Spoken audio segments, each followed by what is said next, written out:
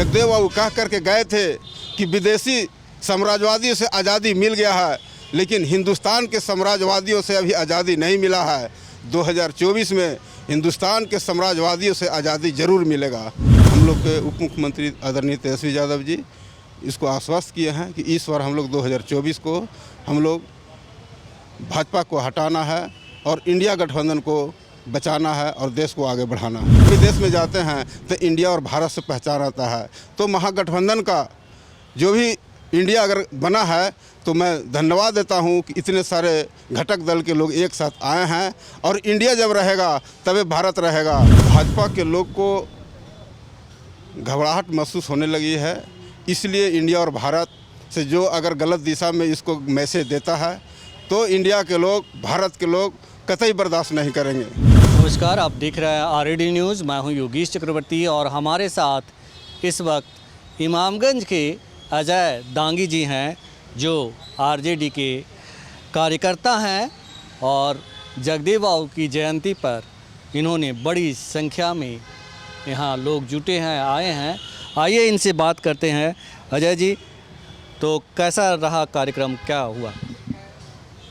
सबसे पहले चैनल को मैं धन्यवाद देता हूं। कल अमर शहीद जगदेव बाबू का शहादत दिवस था, तो हम लोग डुमरिया और इमामगंज से 200 के करीब हम लोग आए थे और इसका उद्घाटन जगदानंद बाबू और मुख्य अतिथि आदरणीय बिहार के उप मुख्यमंत्री श्री तेजस्वी यादव जी आए थे जगदेव बाबू के कार्यक्रम में।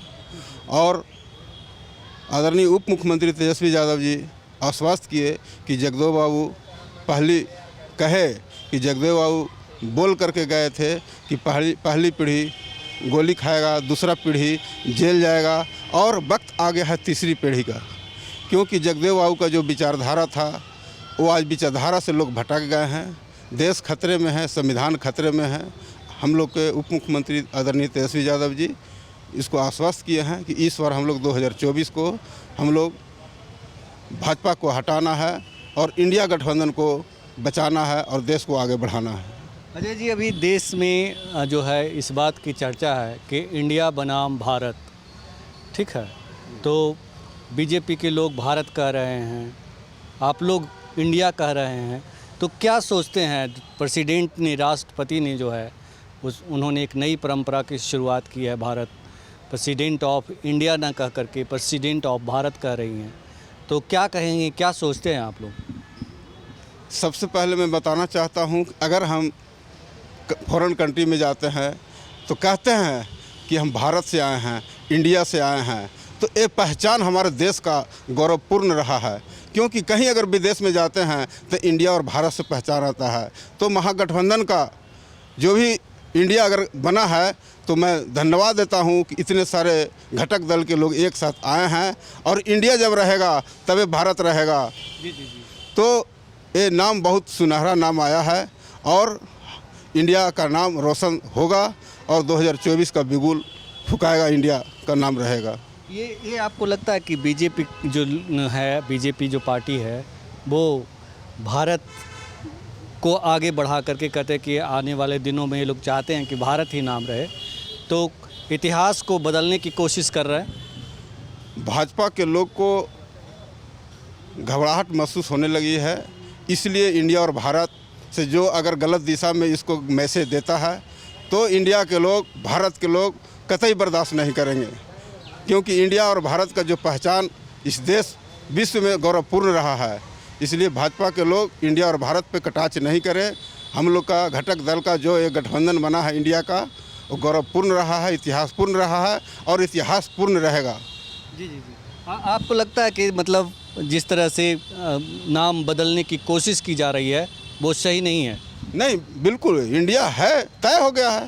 पूरा देश भर में इस चीज़ का चर्चा है। उन लोग का घबराहट बढ़ गया है, लग रहा है कि सत्ता हमको फिसल जाएगी, इसलिए उन लोग को घबराहट है। तरह तरह के उन लोग बात बोल रहे हैं। घबराहट में मतलब बीजेपी के लोग इस तरह के बयानबाजी कर रहे हैं? हाँ, इसलिए बयानबाजी कर रहे हैं। इंडिया भारत का नाम एक अद्भुत नाम है, इसको नकारा नहीं जा सकता।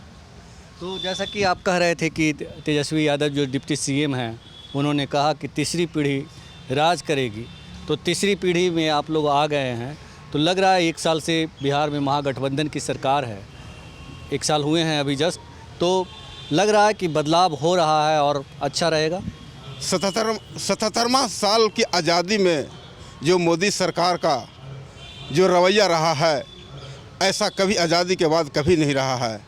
जगदेव बाबू कह करके गए थे कि विदेशी साम्राज्यवादियों से आज़ादी मिल गया है, लेकिन हिंदुस्तान के साम्राज्यवादियों से अभी आज़ादी नहीं मिला है। 2024 में हिंदुस्तान के साम्राज्यवादियों से आज़ादी ज़रूर मिलेगा और जगदेव बाबू का सपना इस बार ज़रूर पूरा होगा। चलिए, तो हमसे बात करने के लिए आपका बहुत शुक्रिया। धन्यवाद। तो ये थे आरजेडी के नेता अजय दांगी, जिनका कहना था कि 2024 जो है इंडिया गठबंधन का होगा। बीजेपी चाहे जितना भी परपंच कर ले, वो अपने परपंच में कामयाब नहीं होगी और इंडिया गठबंधन को जीत मिलना तय है। योगेश चक्रवर्ती, RAD न्यूज़, पटना।